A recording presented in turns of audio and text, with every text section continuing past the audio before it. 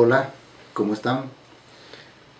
Vamos a desarrollar en esta oportunidad el tema importante dentro de la evaluación, que viene a ser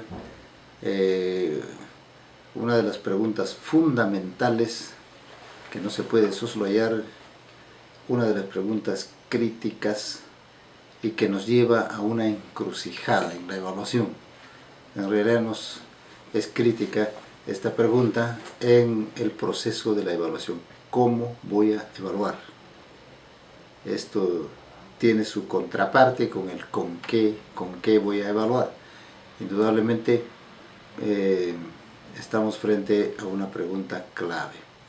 Es decir, juntamente con otras preguntas, ¿qué voy a evaluar? ¿Con qué voy a evaluar? Viene el cómo, que tiene que ver con el procedimiento, con los métodos, con las estrategias que el docente tiene que usar para llevar con éxito un proceso de evaluación. Sobre todo cuando se quiere evaluar de manera integral, esta pregunta es crucial. Cuando se quiere evaluar formativamente al estudiante o al individuo, esta pregunta es crucial. Ni la evaluación ni la calificación pueden depender de un solo instrumento o de una sola técnica de evaluación, porque de esta manera únicamente estaríamos midiendo un tipo de aprendizaje. Si el plan de trabajo del profesor diseña diferentes objetivos en su asignatura, en su materia, entonces se deben medir los aprendizajes logrados en cada uno de ellos por medio de técnicas que les corresponde. No, si tenemos 4 objetivos, tendremos que escoger 4 procedimientos mínimo, ¿no? O tal número de estrategias de evaluación. Todo esfuerzo realizado por el alumno durante el desarrollo de una asignatura como resultado de los aprendizajes deben ser parte de la evaluación. Esto es un principio fundamental dentro del proceso educativo. La evaluación, recordemos algunos aspectos fundamentales en torno a la evaluación. La evaluación tiene 2 objetivos principales. Primero, analizar el cumplimiento de los objetivos que el maestro se ha propuesto y de esa manera detectar algunas fallas, algunos vacíos y tratar de superarlos, de allanarlos, ¿no? Segundo, propiciar la reflexión de los alumnos en torno a su propio proceso de aprendizaje, es decir, una suerte de metacognición. 2 objetivos tiene entonces la evaluación. 1, ver, analizar, entender si estamos cumpliendo los objetivos que nos hemos propuesto como docentes. Y 3, llevar a nuestros alumnos a una especie de metacognición, a una reflexión sobre su propio aprendizaje. Eso es interesante. Entonces, para esas 2 funciones, con esos 2 objetivos, con esas 2 finalidades, es que se lleva a cabo la evaluación. Por esta razón es que el proceso de evaluación debe ser integral. Debe tener características fundamentales, debe ser integral, debe ser redentora, por estas 2 razones. Redentora, es decir, buscar el cambio, la transformación en la persona del alumno, no tanto en su personalidad, sino en la persona del alumno, en su ser, un cambio. La evaluación tiene que ser participativa, que los alumnos participen en ella, ¿no? Es importante que en la evaluación participen los alumnos. ¿Cómo puede darse la participación de los alumnos en la evaluación? Entonces, a través de, estamos hablando de cómo ya, ¿no? Estrategias. Puede darse a través de algunas preguntas que los mismos alumnos pueden plantear. Puede darse también a través del apoyo que el alumno pueda proporcionar al docente en el momento de la revisión de las pruebas. Hay algunos que pueden participar y el alumno lo hace con todo gusto, ¿no? Y de ese modo van aprendiendo también un poco de honestidad, de responsabilidad, ¿no? Cuando participan en el proceso de evaluación. Pueden participar también algunos ayudando a vigilar, a controlar de repente el orden, ¿no? Pueden participar los alumnos como jefes, como líderes de ciertos grupos de evaluación, ¿no?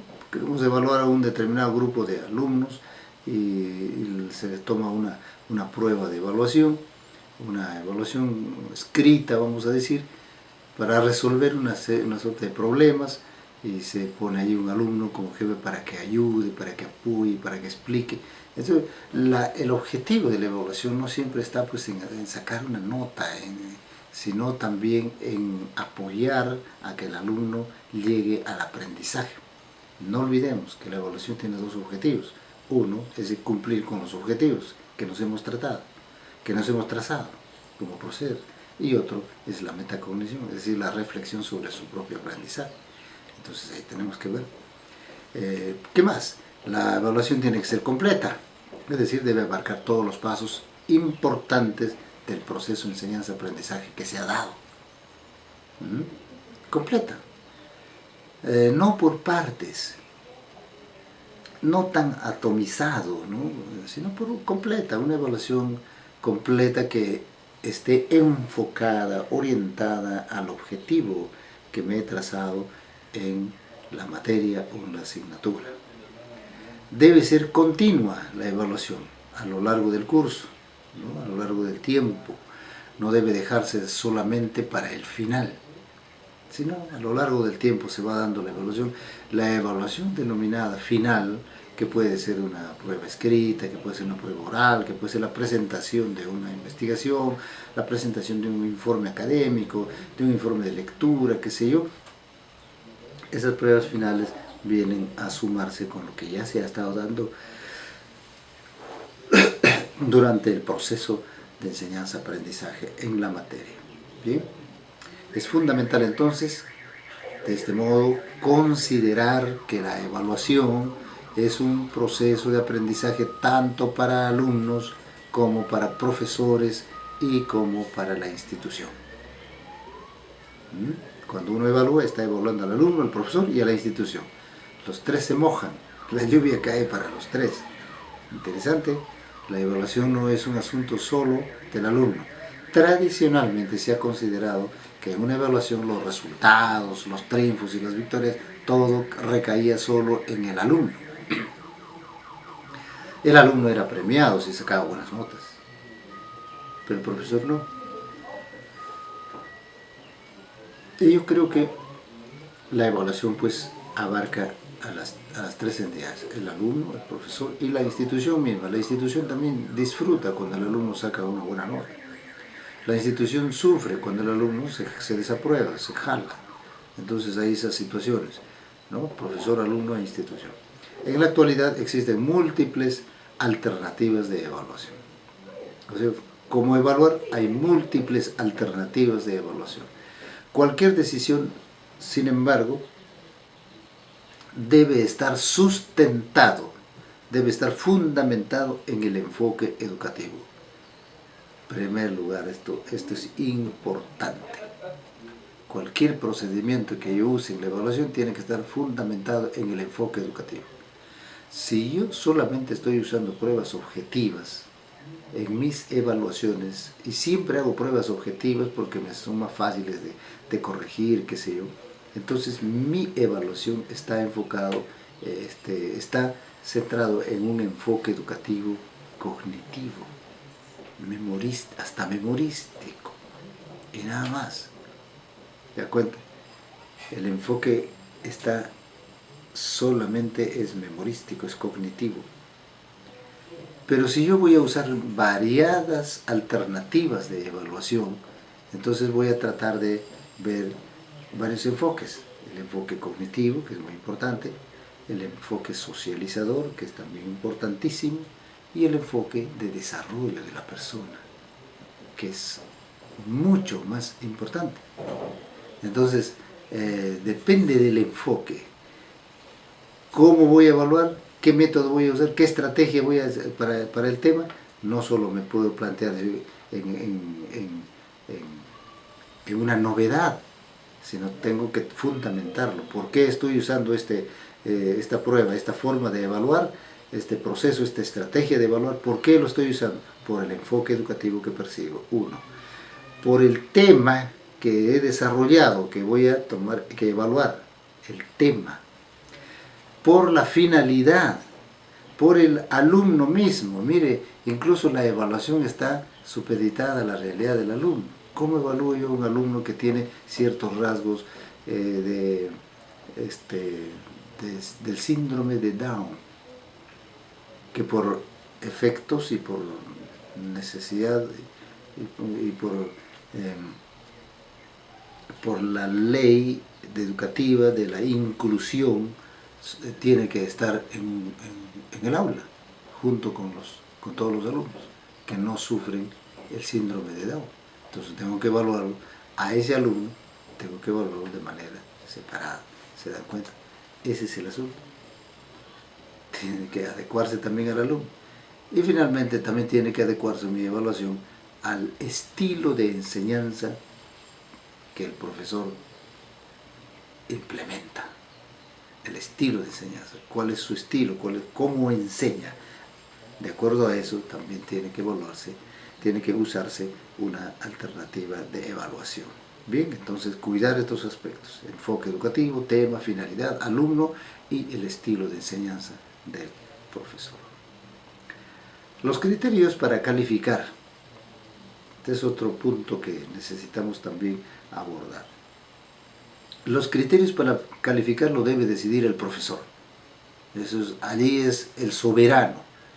Nadie puede entrar allí. Los criterios, al elegir los criterios de la calificación, sobre la base de su estilo personal, de enseñanza, de su plan de trabajo. Bueno, el criterio lo tiene que escoger el profesor. Se puso un plan, sus objetivos, su metodología, que sea, todo un plan de trabajo, una sesión de clases o una unidad de aprendizaje. Entonces, de acuerdo a ese plan, es lo que tiene que evaluar el docente. Y tiene que escoger especialmente los criterios con los que va a evaluar. Los que se designen en la calificación serán pues los porcentajes de valores que se establezca a cada resultado de la actividad realizada o a su resultado final. Por ejemplo, el portafolio le puede poner un 30%, un criterio 30%. La observación, le puede poner a la observación, mire, estamos usando como el portafolio es un cómo evaluar, la observación es un cómo evaluar, y la observación no responde a examen escrito ni a algún informe escrito. Observación, ojos, un 20%, la entrevista un 10% y la actividad en clase un 20%, por ejemplo. Entonces así puedo llegar a un 100%. Hay muchos criterios que el profesor puede usar, a qué darle más peso. Todo depende de qué hemos dicho, del enfoque educativo, de qué depende, del tema, de la finalidad que yo tengo con ese tema, del alumno, de la realidad situacional del alumno y de mi estilo de enseñanza. Todo depende de eso. Entonces allí le vamos a dando mayores pesos, pero eso lo hace el profesor.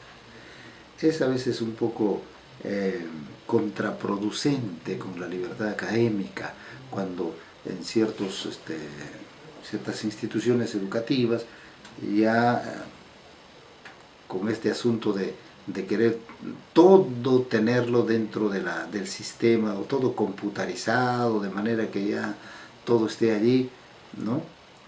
A veces hasta los criterios de evaluación se los universaliza en una institución educativa, y esto no es así, porque cada materia tiene su propia realidad. Los criterios lo evalúa y lo decide el maestro. Entonces se tomará en cuenta tanto la exactitud del resultado final como del proceso que siguió el alumno para obtenerlo. Los alumnos generalmente deben ser evaluados siguiendo 4 criterios. Esta es poniéndolo por supuesto sus porcentajes. Puede ser aquí 25% a cada uno, o puede quebrarse la semejanza, etc. Primer criterio, esfuerzo personal. Hay que evaluar el esfuerzo personal. La participación en clase, que es muy importante. Cuando hablamos de participación en clase, estamos hablando de un enfoque educativo socializador. Qué interesante. Y lo que nos hace falta a veces es esto, ¿no? Cuando hablamos de esfuerzo personal, estamos hablando de desarrollo de la persona, ¿no? De su autonomía.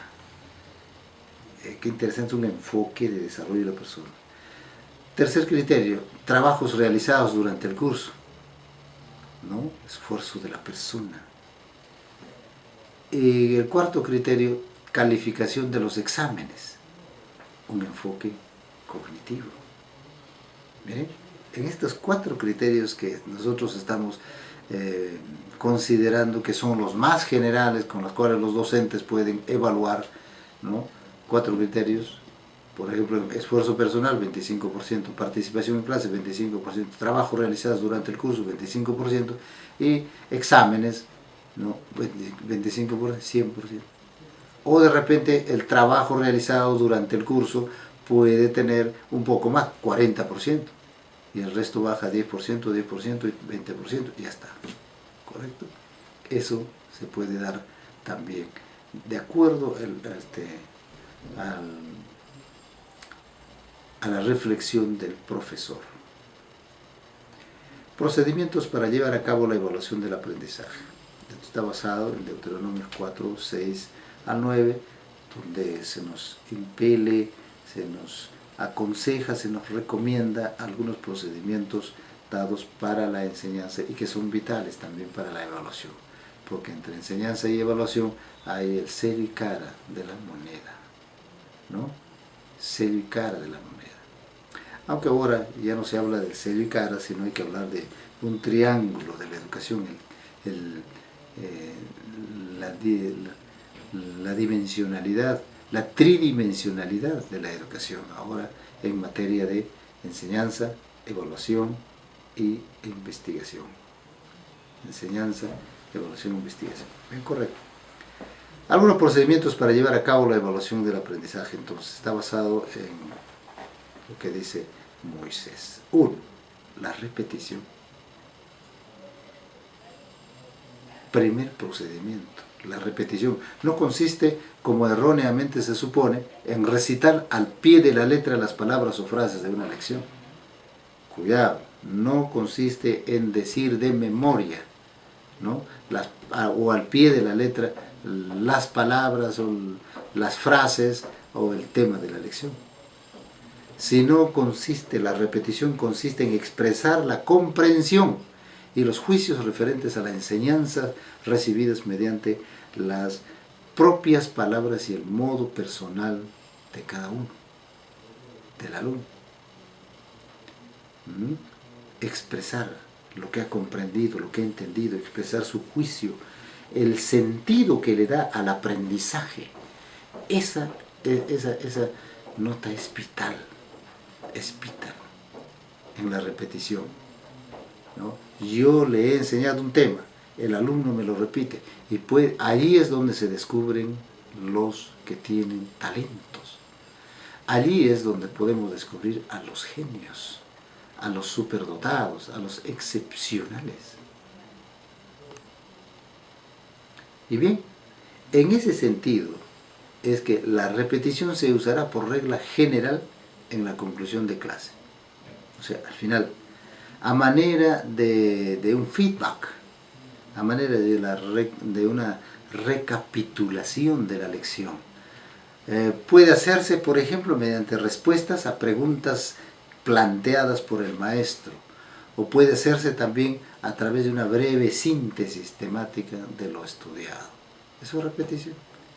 Entonces, el método de la repetición, el procedimiento de la repetición es vital para la evaluación, y allí vamos evaluando, allí se va evaluando. Se dan cuenta que no todo es examen escrito. ¿Ok? Otro procedimiento de la evaluación que nos da Deuteronomio 6, 4 al 9. El uso de varios tipos de pruebas. No hay razón valedera ni obstáculo alguno para usar varios tipos de pruebas en el contexto de las clases. No se puede, al contrario, el profesor que usa una sola forma, un solo tipo de pruebas, entonces cae rutinario, monótono, cae hasta pesado, ¿no? Ya fuera de lugar, obsoleto ante el alumno, porque el alumno dice, ya lo conocen cómo toma examen el profesor.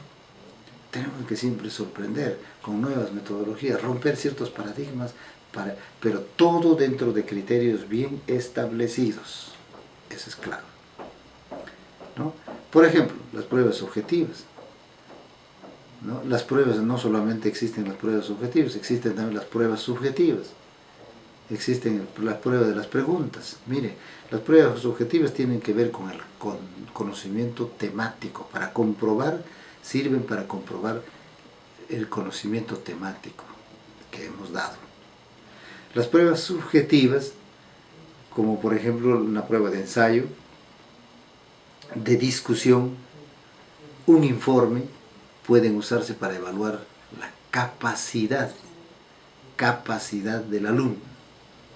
Y aquí estamos hablando de cosas serias, de lo que Elena G. de White tanto se preocupaba. Hace 200 años, cerca de 200 años que Elena G. de White venía hablando de que la educación es el desarrollo de las habilidades, que la educación propende al desarrollo de las habilidades, de las capacidades que tiene el ser humano, al desarrollo de sus dimensiones. Imagínate, Elena G. es revolucionaria en la educación. La historia tiene una deuda con ella. Es una autora realmente que aquí en la historia le tiene una deuda, especialmente en la historia de la educación, en la historia pedagógica universal, en el mundo. En realidad debe tener un lugar especial Elena G. de White. ¿Por qué? Porque de manera autodidacta y sin necesidad de haber ostentado grandes títulos, grandes tesis en grados o subgrados o pregrados o posgrados, a pesar de no haber experimentado esas vivencias, pues sus planteamientos en el campo, no solamente de la religión ni de la salud, sino sobre todo en la educación, son revolucionarias. Entonces yo hablaba hace 200 años que la educación debe propender a eso, al desarrollo de las capacidades de los estudiantes, de sus habilidades, de sus destrezas. Muy preocupada por el desarrollo integral. Su enfoque estaba apuntado al desarrollo de la persona, fundamentalmente al desarrollo de la persona. Y con calidad también a la misma altura, es decir, a un desarrollo equilibrado, también la parte mental y la parte espiritual del ser humano. Han tenido que pasar cerca de 200 años para que la ciencia de la educación actual pueda decirnos de manera clara que estamos frente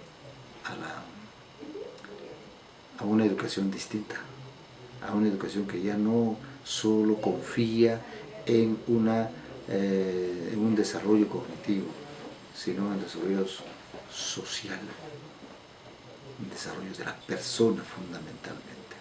Entonces, las pruebas subjetivas nos sirven para medir, para ver, para observar la captación, el nivel de captación, el nivel de análisis, el nivel de enjuiciamiento que tiene el alumno, el nivel de creatividad. Interesante. Las preguntas sirven para evaluar principios, valores, actitudes, ideales, apreciaciones. ¿Quién evalúa? ¿Cómo vamos a evaluar nosotros los valores, los principios, las actitudes, los ideales, las apreciaciones de los muchachos? Pues a través de preguntas. Hay preguntas que el maestro debe manejarlas al dedillo, competentes en el manejo de las preguntas. 3 tipos de preguntas: preguntas de información, preguntas de formación y preguntas de transformación. 3 tipos de preguntas que el maestro debe realmente dominar. Y con esos 3 tipos de preguntas implementadas en el salón, secuencialmente o gradualmente, y a veces no interesa el orden, orden o secuencia de las preguntas, pero tiene que usar siempre las 3 tipos de preguntas de información, que generalmente comienzan con qué es. ¿Se acuerdan? Nuestros exámenes fundamentalmente a veces están abundando en preguntas de información nada más, y por lo tanto nuestro enfoque es cognitivo. Y se acabó ahí. Entonces para el enfoque social tenemos poco, y para el enfoque de desarrollo de la persona, nada. Esa es la realidad crítica que vive nuestra educación actualmente. Preguntas de formación que tengan que ver con la edificación de su persona, con el cambio que se puede producir en su manera de hablar, en su lenguaje, en la lengua, en el uso de la lengua, con el cambio que se puede producir en su estilo de comer, en su estilo de vivir, con el cambio que se puede producir en su estilo de presentación física, de la limpieza, del oído. ¿Quién educa el oído? Nos preguntamos, ¿quién educa el oído? Es fundamental. Preguntas de formación. Y las preguntas de transformación, que tienen que ver con el compromiso que el alumno adquiere, que el individuo adquiere frente a la vida a través de él o mediante el conocimiento aprendido, mediante la experiencia vivida en el aula, mediante ese conocimiento aprendizaje, mediante ese aprendizaje, el alumno tiene que aplicar en la vida. ¿Qué voy a hacer ahora con esto que sé? Es la pregunta de transformación. ¿Qué harás ahora? ¿Qué piensas hacer ahora? Interesante, ¿no? Es diferente que qué es, y las preguntas a la pregunta de formación, que tiene que ver con el cómo. Bien, tercer procedimiento clave. Entonces, primer procedimiento, la repetición. Segundo procedimiento, varios tipos de pruebas y preguntas. Tercer procedimiento, la observación. El maestro debe observar las decisiones, la conducta, el carácter de los alumnos en distintas situaciones de la vida, en la clase, durante la clase, en los cultos, en el comportamiento escolar, fuera del aula, en el hogar, en la calle, en el campo de fuego, en su centro de trabajo, en el centro educativo, en el aula de clases, en el recreo, en las salidas de estudio, en los momentos cuando se juntan para hacer alguna tarea. Entonces en todo hay que estar, el maestro tiene que estar allí. No podemos ir por ejemplo, se juntan un grupo de alumnos, vamos a hacer la tarea. ¿En la casa de quién? En la casa de Pedro. Se van a la casa de Pedro para hacer la tarea. Pero en la casa de Pedro, pues en realidad es una escuela más, y generalmente del aprendizaje sorpresivo, del aprendizaje del mal. Es terrible. Entonces el profesor tiene que estar enterado, no necesariamente yendo, pero a través de preguntas. Entonces va observando cómo está yendo eso, qué hacen en la casa, si se juntan o no se juntan para hacer los trabajos, o para jugar, para meterse en el internet y navegar por senderos no educativos, contraeducativos. Qué terrible. Entonces hay que estar en todo, como el alumno. La observación, el alumno para su evaluación, uno tiene que observarlo, está en la cancha, ¿no? Y eso tienes que decirle al alumno, el alumno tiene que saber. Bueno, vamos, cuarto punto, cuarto procedimiento para evaluar, la entrevista. ¿Cómo la entrevista? Claro, claro. Hasta hay una corriente emergente de la educación actual, una teoría que lo han teorizado ya como una, como un enfoque, como un modelo educativo, ¿no? Y propio, y que se llama la educación dialógica, la educación dialogante, que está surgiendo en este siglo XXI a partir del año 2000 con fuerza, con fuerza. Y por eso que nosotros no podemos soslayar la entrevista en nuestra evaluación como un procedimiento clave y fundamental. La entrevista tiene su fundamento, tiene su base, sus cimientos, su razón de ser. La entrevista tiene su esencia. La sangre de la entrevista es el diálogo, la conversación, face to face, como se dice generalmente, face to face, es decir, cara a cara. Está basado en el diálogo, entonces, en un diálogo, pero diálogo educativo entre el maestro y el alumno, no te olvides, diálogo educativo entre el maestro y el alumno, entre el mentor y el discípulo, entre el maestro y el discípulo. Debe ser, por lo tanto, un diálogo transparente, sincero, erudito, respetuoso, dignificante e inolvidable. Que el alumno siempre aprenda de eso y que le quede. Hay muchos alumnos que dicen que yo un día hablé con ese profesor y hasta se acuerda los detalles en donde habló, porque allí cambió su vida, porque allí comenzó a andar por un camino diferente, por el camino del éxito, por el camino del triunfo, por el camino de la autorrealización. Bien, entonces la entrevista es fundamental. El lenguaje debe estar a la altura del alumno, hay que cuidar eso, hay que mirarlo siempre a los ojos, ¿no? A eso se llama transparencia, sinceridad, mirarlo a los ojos. El maestro no puede estar un poco más arriba, trata de estar al mismo nivel del alumno, del rostro del alumno. Por eso el lenguaje face to face, ¿no? Cara a cara, por supuesto guardando la distancia. El respeto es importante. El alumno, por más tierno que sea, necesita el respeto del maestro. ¿Y para qué? Para que se cumpla que respetos guardan respetos. Eso es importante. Porque este diálogo, la evaluación, no te olvides que la evaluación es dignificante. La evaluación es sinónimo de dignificación de la persona. No es de fiscalización. Por lo tanto, el lenguaje debe estar a la altura del alumno, no usar un lenguaje erudito de tal modo que el alumno se quede sorprendido de que no sabe, se queda más admirando el lenguaje del profesor que aprendiendo o sacándole algún provecho al diálogo educativo. Bien, la actitud de escucha es indispensable para lograr resultados eficaces en este tipo de procedimiento, en la entrevista. El maestro tiene que cultivar desde ya la capacidad de escuchar. Hace mucha falta en estos tiempos que los jóvenes sean escuchados, los niños sean escuchados. A veces porque es muy niño, no le escuchamos, pero necesita ser escuchado.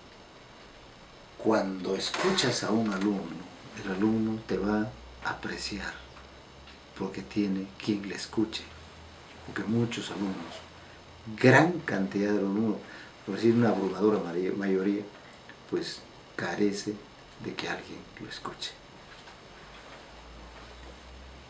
5.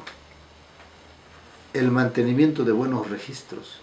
Los registros sirven para evaluar los ítems de asistencia, puntualidad, responsabilidad, etc. Son pues una especie una especie de de notas que dicen de la vida académica de nuestros alumnos. Un registro muy útil, por ejemplo, es el denominado perfil del alumno, que uno debe tenerlo en su plan de trabajo anual, debe estar el perfil del alumno. Es importante que los alumnos tengan su perfil, ¿no? Generalmente en la secretaría está el perfil de cada alumno. ¿Qué contiene esto, el perfil? Datos personales, datos de la familia, datos de su ocupación de la familia, la salud, cómo está la familia, y que ahí está, ¿no? Los intereses, los problemas que pudiera tener. A veces hay niños que uno no sabe que tienen problemas de oído, problemas de pronunciar bien el lenguaje. Entonces esas cuestiones tienen que ver con la salud. El perfil del alumno tiene que estar en el perfil del alumno tiene que estar registrado esas cosas. ¿Qué medicinas toma? Algunos alumnos en estos tiempos es frecuente encontrar alumnos medicados. Conozco un colegio en Miraflores, por ejemplo, hay muchos alumnos de primaria que van medicados y tienen que, la profesora tiene ya sus casilleros correspondientes a cada alumno, sus lockers, y en esos lockers de cada alumno con llave los tiene ahí ya sus respectivas medicamentos. Y eso es importante conocer eso. El ambiente, el progreso, sus relaciones interpersonales, sus amigos. Todos estos registros contribuyen a una mejor evaluación del alumno. ¿Cómo un maestro debe autoevaluarse? Para cumplir con la autoevaluación, el maestro también tiene que autoevaluarse. Tiene que adoptar una actitud crítica con respecto a su trabajo. No siempre somos los señores, también tenemos nuestras limitaciones y hay que autocriticarnos. El maestro debe evaluar cada clase con objetividad e imparcialidad. Debe dedicar, por ejemplo, cada comienzo del trimestre para revisar el esfuerzo del trimestre anterior. Entonces hay que estar siempre revisando nuestras programaciones, cómo va nuestro adelanto. Es decir, que hay que estar autoevaluándonos. Cómo también podemos someternos al grado de un control de autoevaluación. Es decir, que alguien nos mire, nos observe en la clase. Pues hasta todo eso se puede hacer, pues es una forma de autoevaluarse. Puedo llegar a recurrir a un observador de clase, hacer una grabación, puedo que alguien me filme la clase para luego en casa de manera un poco más tranquila y reflexiva pueda mirar cómo estoy dando la clase, cómo me muevo, cómo me desplazo, mira qué cosas estoy perdiendo en mis hábitos y qué cosas necesito aprender. Eso es importante, la autoevaluación del maestro. Y permitir a los alumnos también que emitan sus juicios sobre mi trabajo es importante, ¿no? Algunos profesores acostumbran al final de clase darle, por favor, opine sobre el curso desarrollado, qué le ha gustado más, qué no le ha gustado del profesor, qué le ha gustado más, qué no le ha gustado. Eso es importante, muy bien, a los profesores y felicitaciones con ese tipo de trabajo. Esto es todo, ¿no? En torno a cómo evaluar a los alumnos. Hemos aprendido 5 criterios, 5 procedimientos generales básicos y también hemos repasado un poco cómo el maestro también debe autoevaluarse. Gracias.